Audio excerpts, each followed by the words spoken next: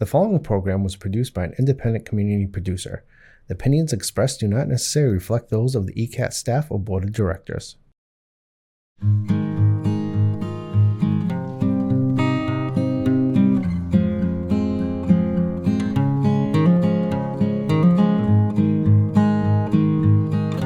Good evening, and welcome to the April 2025 edition of For the Love of Words.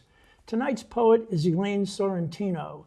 She is the communications director at South Shore Conservatory in Hingham and is the author of Belly Dancing in a Brown Sweatsuit, which was released in January by Kelsey Press.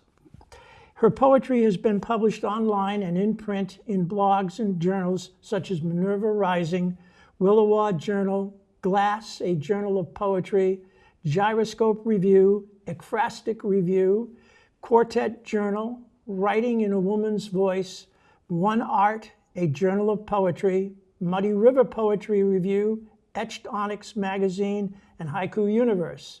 She posts a humorous haiku every Tuesday on Facebook and invites others to play Haiku Tuesday with her. With her background in journalism, Elaine is relatively new to poetry. Since 2019, she has been a facilitator of the Duxbury Poetry Circle at the Duxbury Free Library.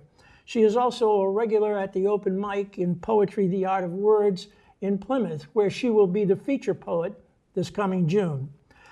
A two-time breast cancer survivor, Elaine, along with Zavinia Orlowski, founded a program called Pink Lemonade, which is spelled A-I-D rather than A-D-E, where writers, artists, and musicians are invited to share art inspired by their experience with breast cancer, either as a survivor or as support for a loved one. They are planning on presenting the program again this October as part of the Breast Cancer Awareness Month. Elaine lives in Pembroke, Massachusetts, with her musician husband and various farm animals who wander into their yard. Welcome, Elaine. Thank you. Thank you for having me. Let me ask some questions that I usually ask of most poets. When did you first become interested in poetry? I first became interested in poetry, I would say in around 2014, and it started because my aunt, who was a poet but didn't publish, you know, she didn't like the internet, and she used to have to send everything out. So she did a lot of poetry, and she would recite poetry for us, but she had never written it down. And when she passed away, my mother inherited her house, and I found her poetry on all these pieces of paper.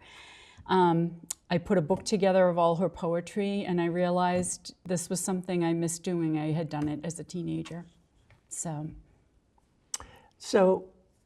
who are some of the poets who influenced you and who may have influenced how you write your own poetry?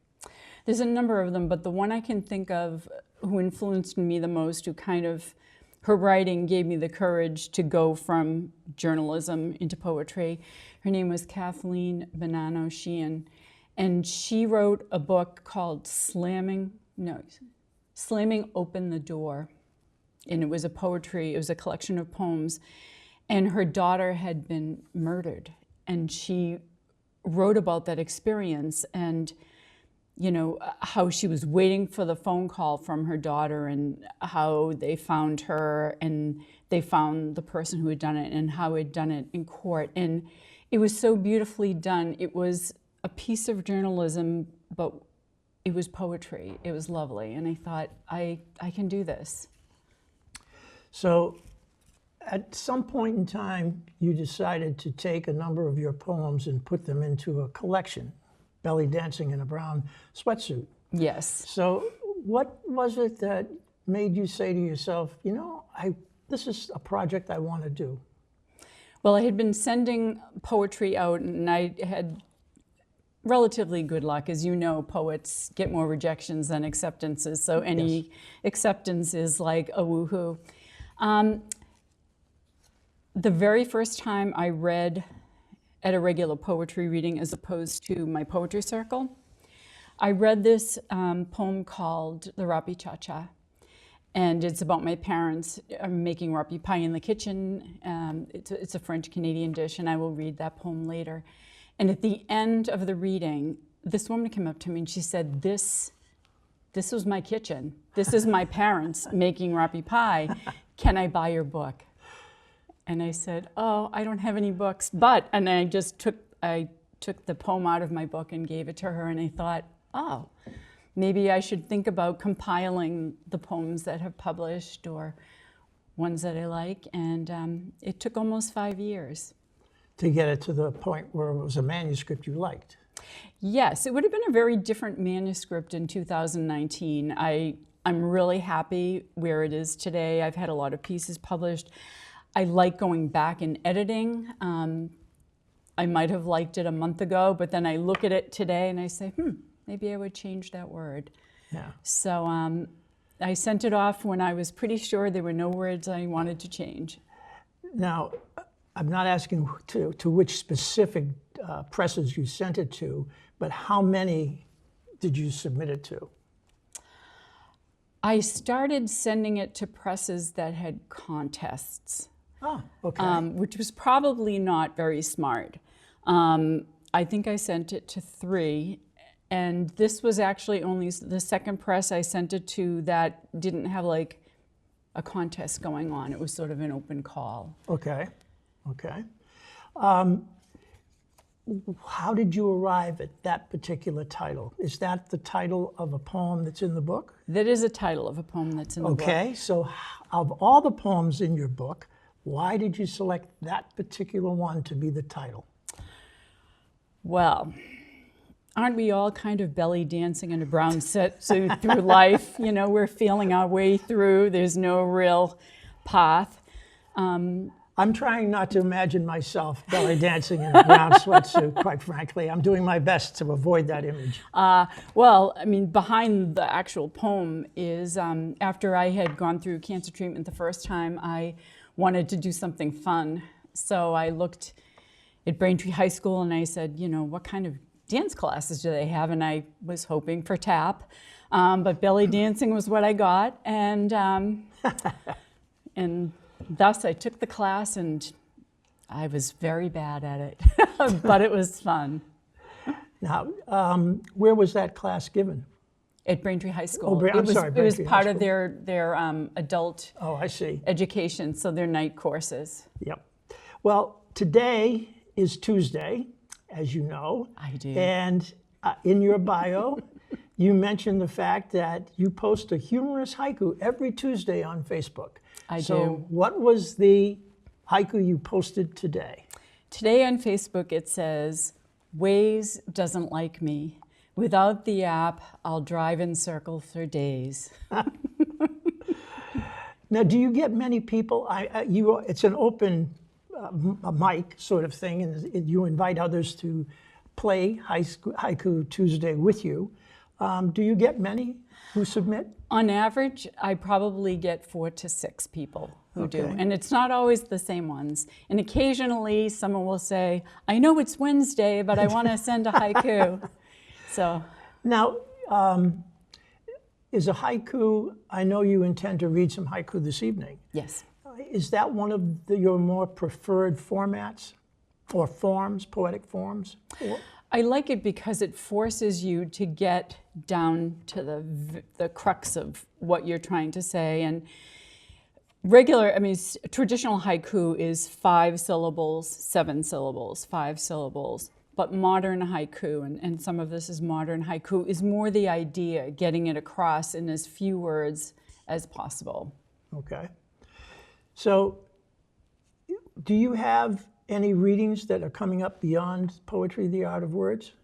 I do. On April 12th at the Art Complex Museum in Duxbury, I'm part of a Painters and Poets event where are you familiar with ekphrastic poetry? Yes. Yeah. Right. So From visual inverse. from visual inverse. So we looked at the Duxbury Art Association had their winter juried show at the Art Complex Museum, and they sent us a number of paintings and sculptures from which to choose, and we all wrote our poems, and we will be reciting them on April 12th. Where? Believe it, the Art Complex Museum, and I believe the reading starts at 1:30 with Zvinia Orlowski, and then the poets who are part of the exhibit will. Well, your reading this evening is starting in about 1 minute. So, wonderful. So Wonderful. thank you so much for coming. Thank you and so we much. look forward to hearing you read your work this evening. Thank you. Thank you to John Holgerson and Easton Community Access Television for allowing me to share my poetry here today. I'm going to start out with a spring poem, and this is actually a personification poem, which means that I take something that is not human and give it human qualities. And this lives on Wilda Morris's blog spot. This is called Spring Wannabe. It wished so earnestly to be vernal. It bought flip-flops the first of the month, packed wool sweaters into dry cleaner bags, banished snow brooms and ice scrapers to the shed. When temps climbed to 65, barefoot kids raced down hills on scooters, adrenaline surging through unjacketed veins. March took a snapshot and posted it on social, boasting its transitional success, until biting winds kicked up in protest. Goosebumps took shape on exposed arms, dropping the third month down a peg or two for boldly attempting to control winter's annoying habit of overstaying its welcome. The next poem I'm going to be doing is called The Rapi Cha-Cha, and it's about my parents making a traditional French-Canadian dish in the kitchen. Rapi Cha-Cha. Peel, chop, rinse, rinse, rinse. Feed, press, crank, crank, crank. Steps my parents learned not in Arthur Murray's dance studio, but in their modest childhood kitchens around the corner from each other in East Boston, where hundreds of French-Canadian families settled after the Great Acadian deportation.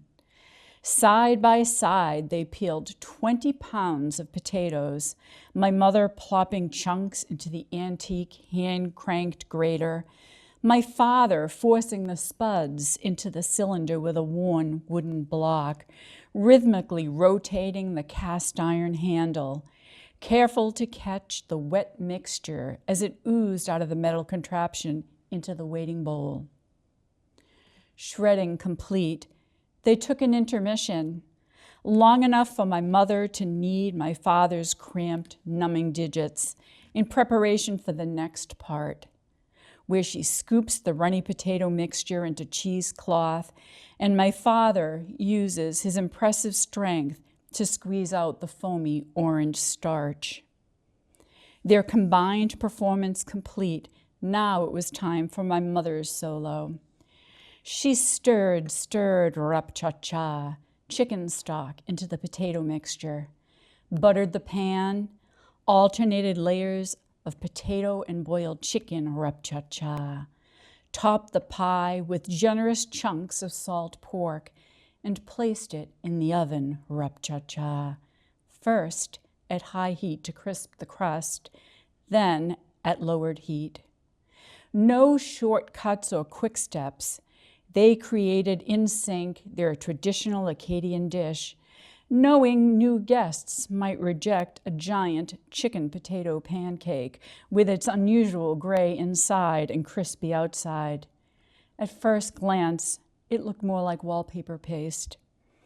Mother danced it to the table, smothered in sweet, dark molasses, unperturbed by a less than stellar review, knowing someday, like me, guests may come to love it. Her simple explanation, spoken with a curtsy, Rapi pie is an acquired taste. I love that memory. This next piece is about a special day with my grandfather. It's called Learning How to Eat Lobster with Grandpa. We bonded over dismantling defenseless boiled shellfish, sucking Land O'Lakes off our fingertips. Our 53-year gap closed the moment we fastened on plastic bibs with giant lobbies on the front, and he launched into crustacean instruction with his rich French-Canadian accent.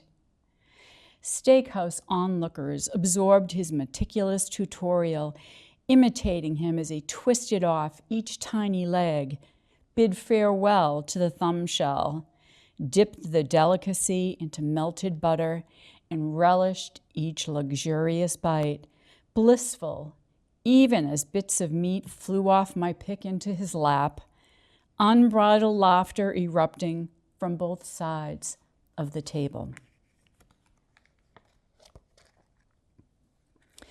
A few years ago, I used to teach literacy and culinary arts in our preschool class. So after a school shooting, when someone suggested that we arm teachers, this was my response. This piece is called Hands. My hands, my blessing hands, caressing hands, finessing hands, my hands made for undressing hands, gentle, unafraid. My hands, my kneading hands, my pleading hands, my feeding hands, my interceding hands, passionate and sure. My hands, my guiding hands, deciding hands, delighting hands, my fashioned for providing hands, grateful for their breath. My hands, my shielding hands, my healing hands, unyielding hands, these peaceful, line-scrawling hands will never draw a gun.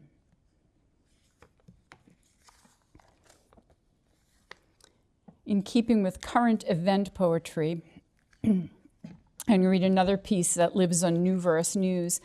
This was written in 2023 when Tina Turner died.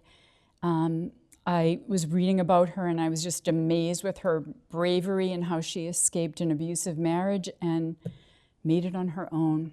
This is called Things Easier Than Marriage to Ike. Sprinting across the I-30 in the dead of night, the leggy legend with infectious charm turned trauma into triumph, swapped bloodied and beaten for surviving and thriving in an act of self-preservation. She dared to be the needle that pricked the heady love team balloon. Indestructible Tina in leather and denim, scrubbed toilets, scaled the Eiffel Tower in heels, unearthed her pain instead of maintaining her 16-year limelight lie, transforming 36 cents and inconceivable drive into the queen of rock. Self-love, that second-hand emotion, had everything to do with it. Buddha offered nirvana. When the shine was off the penny, she was at peace, slowing down, asking her devoted public not to disturb her before noon.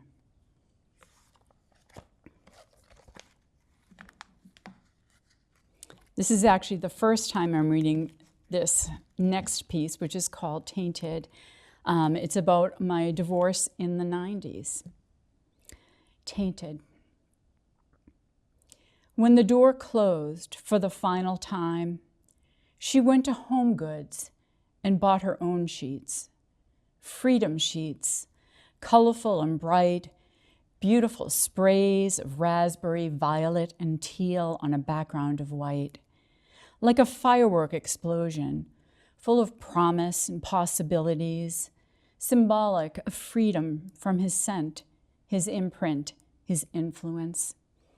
These freedom sheets were hers alone, hidden under her quilt, where her children would not notice first steps of purging their dad from her life. Her silent reverie, not intended to be shared with anyone in particular. These sheets spoke to her. The white said, "You can erase past mistakes and start anew." The raspberry said, "Your future is electrifying." The violet said, "Your options are boundless." The teal said, "You are free to be yourself." Her exhilaration was short-lived. Arriving at her home to pick up his children, he discovered her sheets in the laundry basket and pulled them out, remarking, "Nice sheets." Her sheets, now spoiled by his unwelcome eyes and hands. Her sheets, no longer a symbol of freedom, but now an invasion of privacy. Tainted.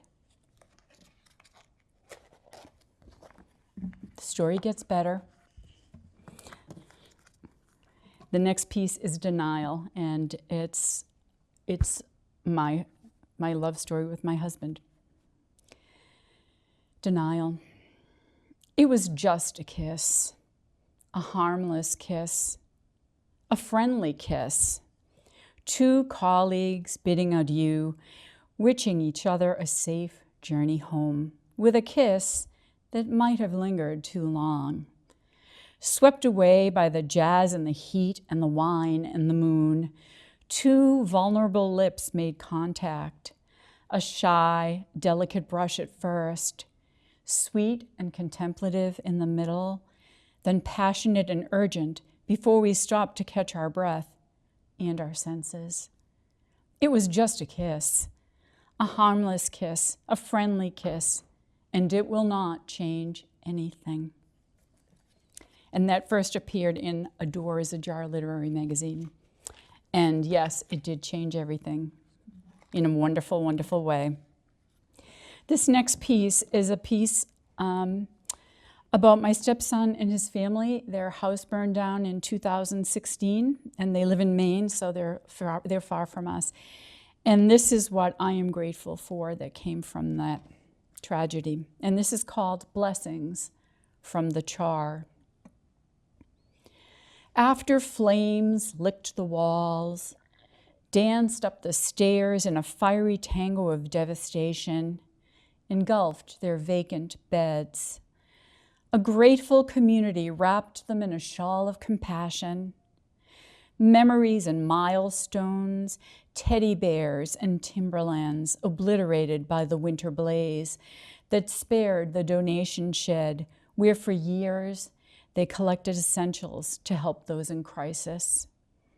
When fate turned the tables, past recipients of rice, diapers, boots placed their own feet in these scorched shoes, surrendering hard-earned greenbacks to ensure their benefactors had food in their bellies, clothing on their backs, and a place to throw their bones down. This family never expected reimbursement, more than happy to help a neighbor. The outpouring of kindness left them thankful and humbled and affirmed their calling.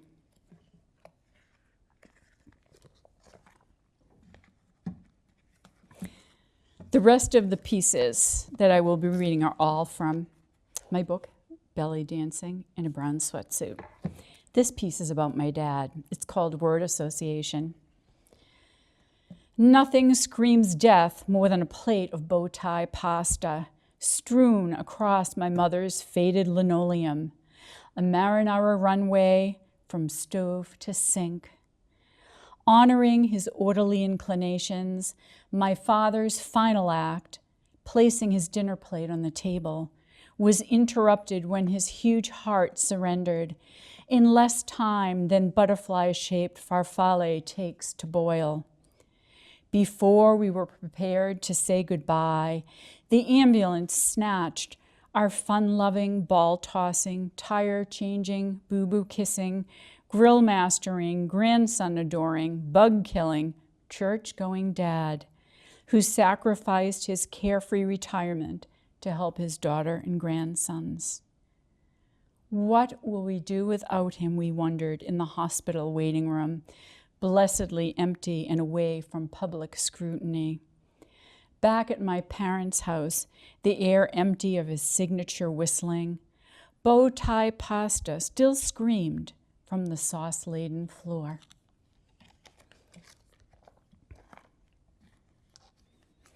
This next piece is about playing Candyland with my young son. It's called Lessons from Candyland. My 3-year-old sobbed each time we played Candyland, and he drew Plumpy the Troll.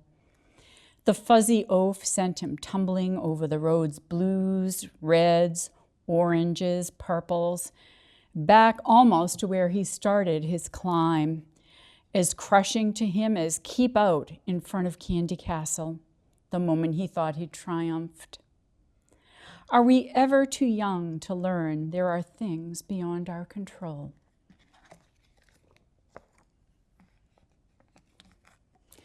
The next piece is called Belly Dancing in a Brown Sweatsuit. It's the title piece of my collection. And this is about, well, I think I've already told you what it's about. It's about going to take dance classes after having cancer. Belly dancing in a brown sweatsuit. The suit, chocolate colored, more milk than dark, with a light aqua line racing up the leg. My little pop of femininity in otherwise masculine attire for an activity designed to make one feel vibrant and sexy after 9 months of treatment. They said, wear comfy clothing. The instructor, dark-haired, exotic, energetic, smiles as she greets the class while donning her multicolored hip scarf. She shimmies her torso, her percussion movements rewarded with jiggling at every thrust. Okay, ladies, now you try. We configure ourselves in a line dancing pattern, mimic her gyrations, uncertain how to make our hips snap without appearing ridiculous and clumsy. Let me show you again. Arms crossed, women stand like a row of angry Mr. Cleans, but with hair. They refuse to try it again, preferring to watch her dance. Except for the brown-suited belly dancer who'd already spent much too much time on the sidelines. I'll give it a go. The solo. As I shove my stiff arms to the side like a department mannequin, move my hips in a circular motion, I hear laughter behind me, a satisfying sound, preferable alternative to surgery, infusions, radiation, and I'm happy to provide the amusement. I didn't come to watch.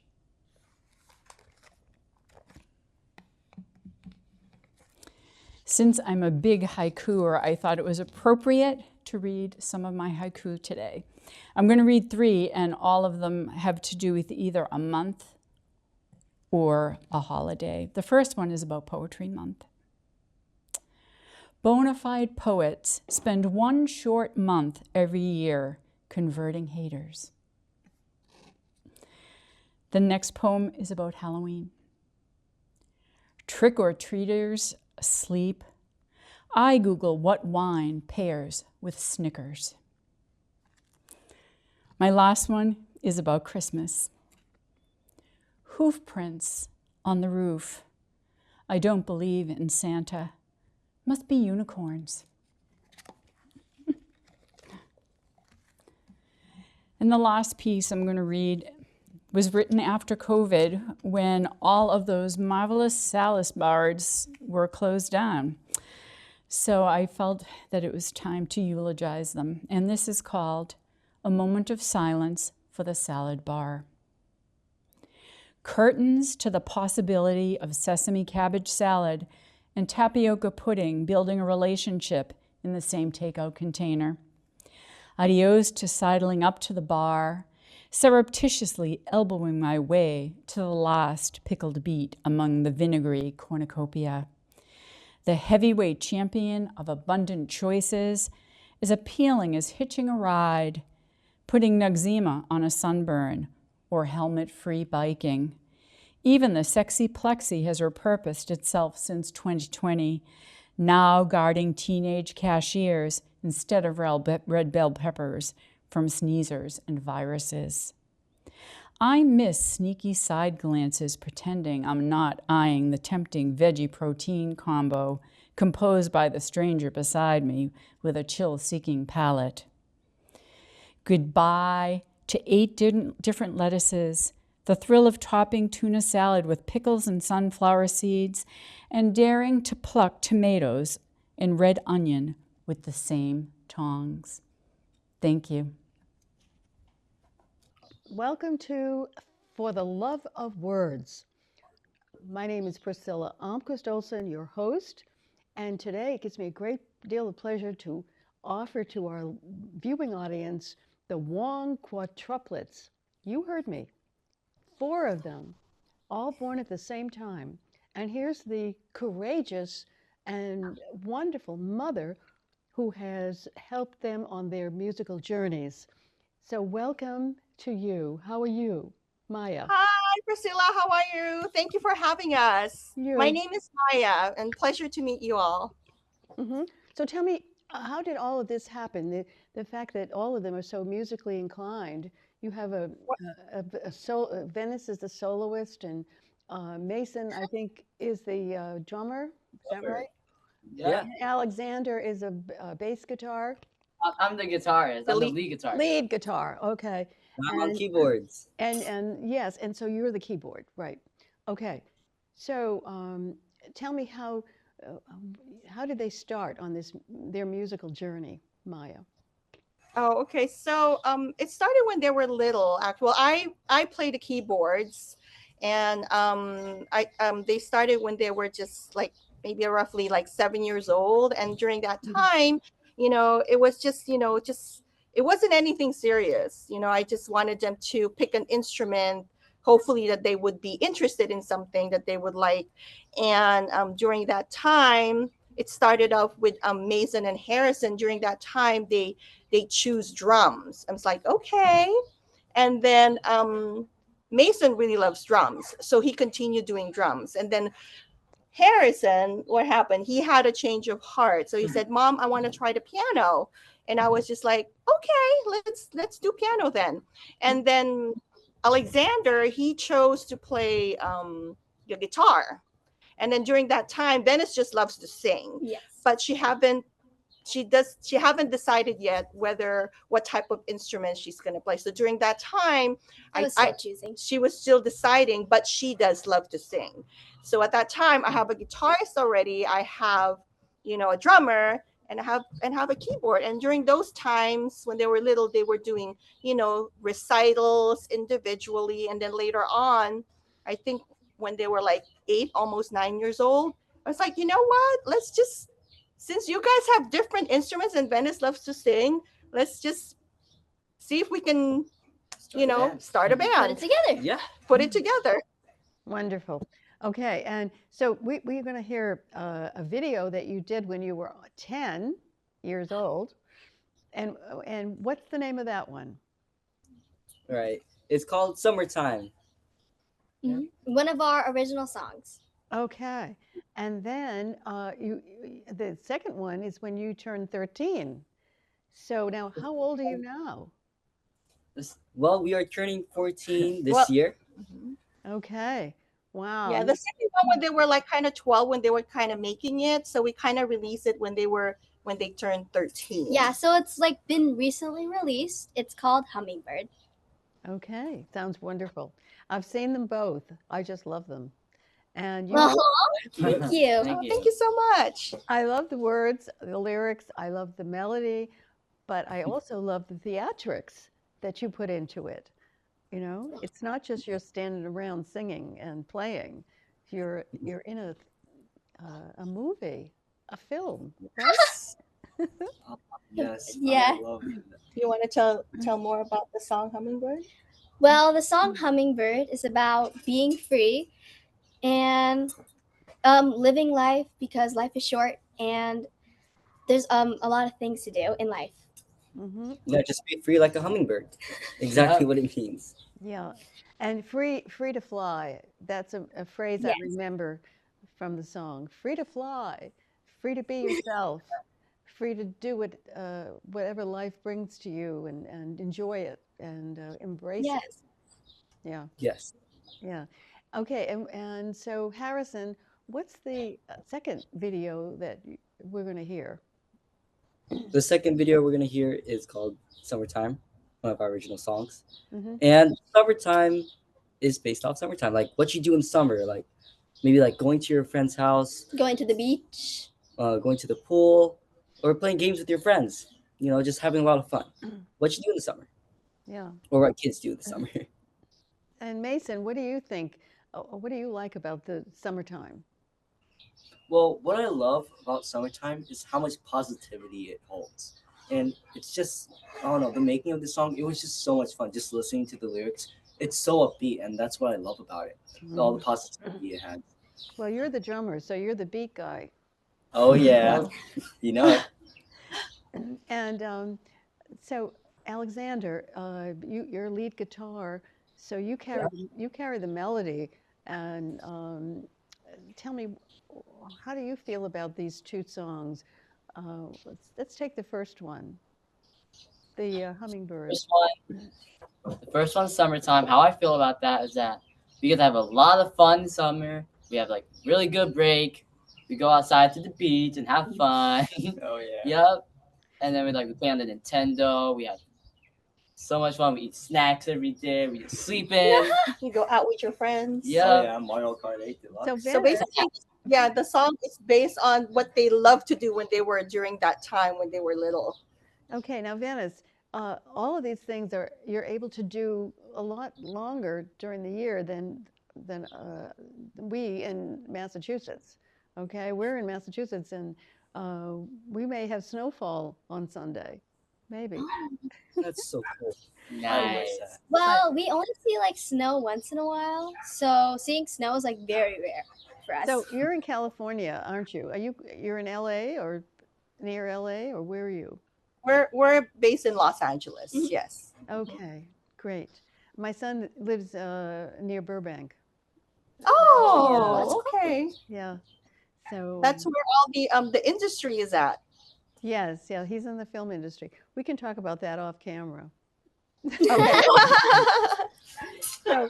So tell me, Venice, you take the lead. You have the people concentrate on you because you're the one who's singing the song and conveying all the words and giving meaning to those words with the music. How do you feel when you're doing that? Well, when I'm performing, I'm always very happy. I love connecting with the audience, and I love dancing with my brothers, Alexander, and I just have like so much fun on stage. I love making people smile with our music, and performing on stage just makes me so happy. Yeah. So, Alexander, what are your future plans? Well, my future plans? Yeah. In like 5 years, maybe. How about performing outside with my band, like worldwide, and I see us performing on a huge stage. Oh yeah. And we're just jamming out, playing our songs. I can already see it. Yep, jamming out with like thousands of people watching us. Oh. So Mason, you're more the philosopher, is that it? Yes, I guess you could say that. Yes, I think you are. And so tell me, how do you envision your future? You're only 14. Let's say when you're 25, where do you think you'll be? Will you still be together and performing?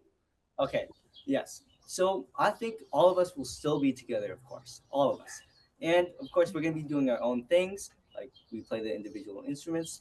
And I feel like we would also learn different instruments too, other than that. But when we get into that more professional level, I can already see us being a bit more advanced on the instruments. We'll be playing way, way better on huge stages and all that, jamming out way better than we are today. And I just imagine that. It's just amazing. Now, who's the songwriter? That's Venice, isn't it? Yes. It's actually, all of them, like they put their ideas together. And and also with the help of their music teacher, they kind of like collab, together and put their ideas together. I see. And what comes first, the lyrics or the melody? Right. So, well, basically, what comes first that as a pianist, I sometimes like play different chords to what my heart tells me to play, and then I play these random chords until it gives me ideas of what the song should be. So, for example, "Summertime," for the verse, I just played two chords, and then it became exactly what the verse became. And Two chords. I just followed up what with Harrison, basically plays, and I just improvise. I just follow, Yeah. and I just create a beat with it and see And how then he well it creates goes. like a drum beat. And then after that, Venice and Alexander follow along Yeah. and they start creating their And own then lyrics. we all like collaborated together, like what for summertime, just basically everything we do in summer, and then we just put it all together. Put in the lyrics and all that. Yeah. So does somebody give a tune, a few notes like da da da da da da da, and then Venice used to sing. that's just an example. And then you take that theme and then you weave it in and you repeat it and you take it to different levels. Does that ever happen among you? And of course, we love playing around with our music. We love creating like different, like when Alexander does solos, he adds a lot of like little gists to it. Okay. So, but there are times, aren't there, when you just have the lyrics and then you put the music to it. Is that right? Yes. Okay. And usually like how you feel. For Venice, it's more different. I guess for girls are different. It's more how they feel or their emotions. I guess it comes through their feelings or their everyday life. daily life, and then we just Yeah. Well, I mean, you're always moving. I mean, the thing about your videos is motion, and it does coordinate itself with the words and the music. So you're kind of dancing and moving to the rhythm of the music, right? I mean, isn't that part of what gives it the flow and also creates meaning for those words? Yeah. I feel like people really enjoy seeing us having fun on stage. So we love like dancing on stage, connecting with the crowd, and yeah. So you really connect with the crowd, and that's so important, isn't it, in your music? Of course, yeah. And so when you finish a performance, you must have a great deal of satisfaction and joy. Of course. Yes, it's like a really great achievement. And it's really great feeling that you performed upstage, having a great time, and giving the audience a great time. It just makes everybody happy.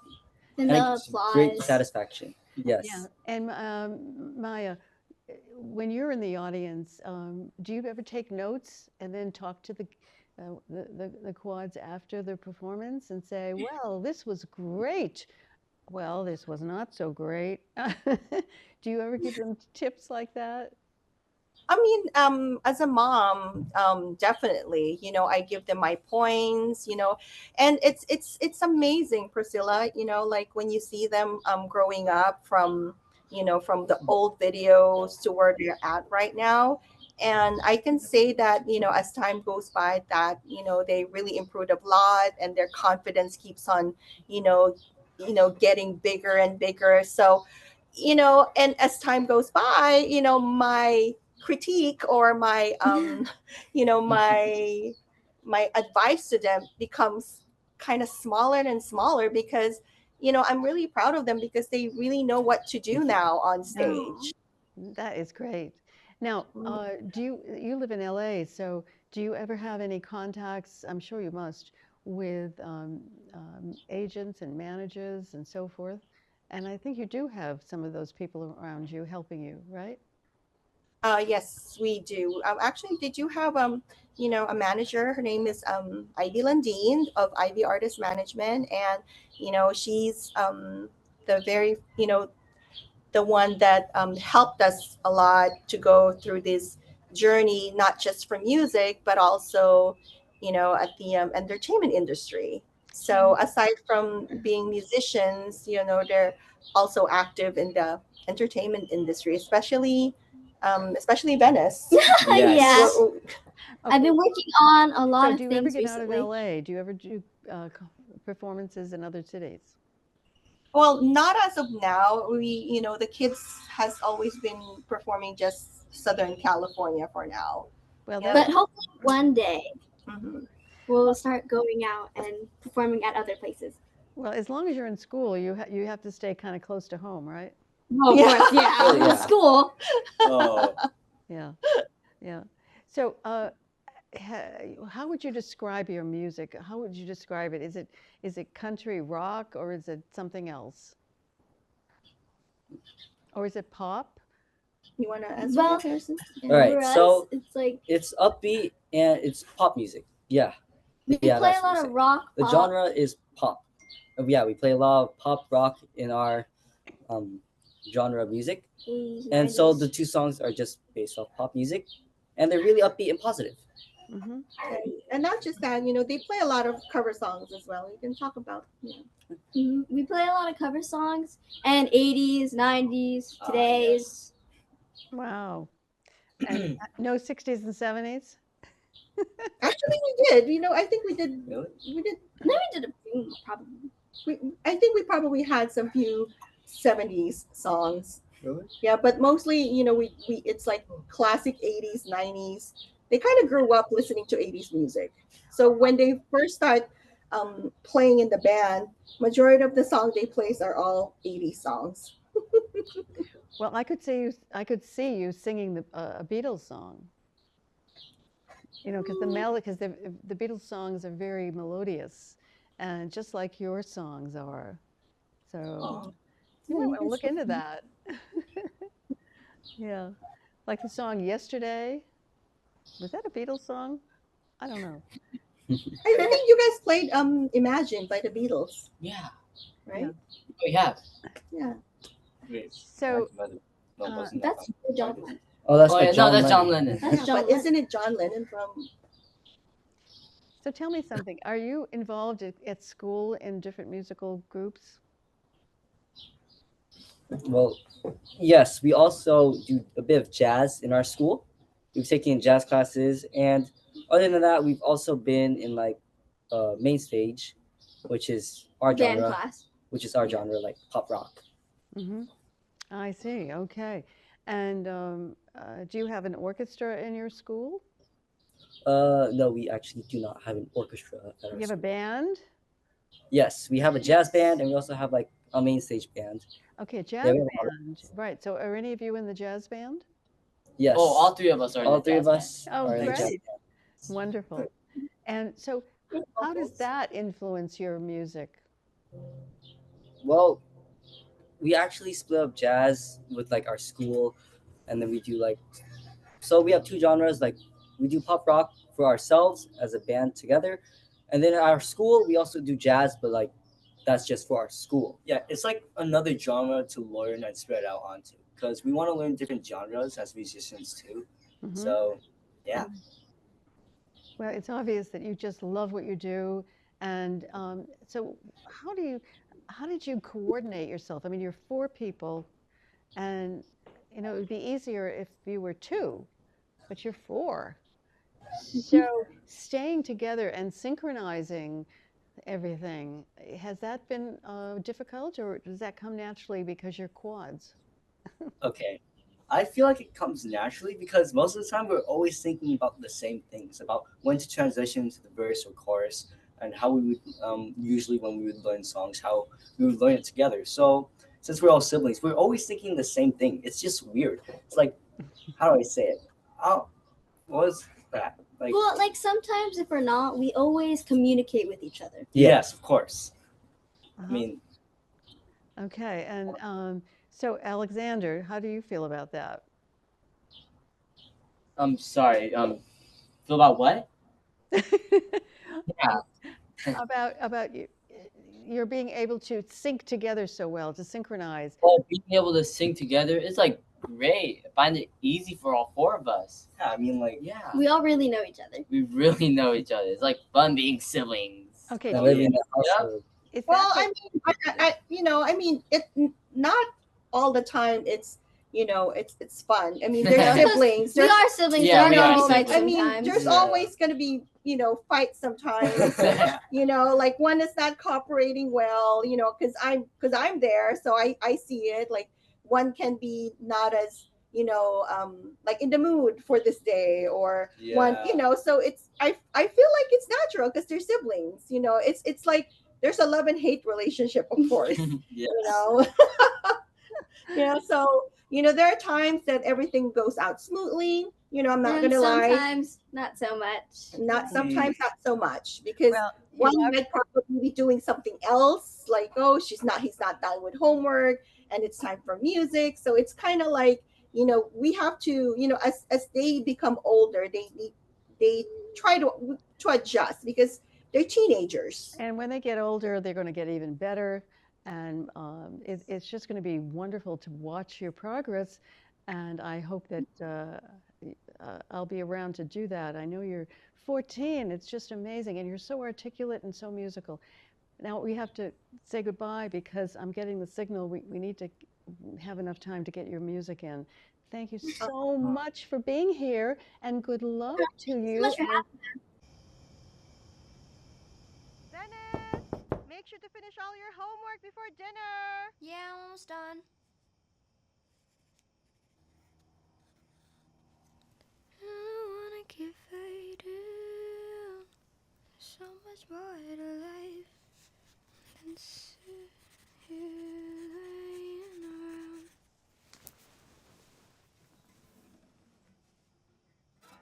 I wanna be free tonight.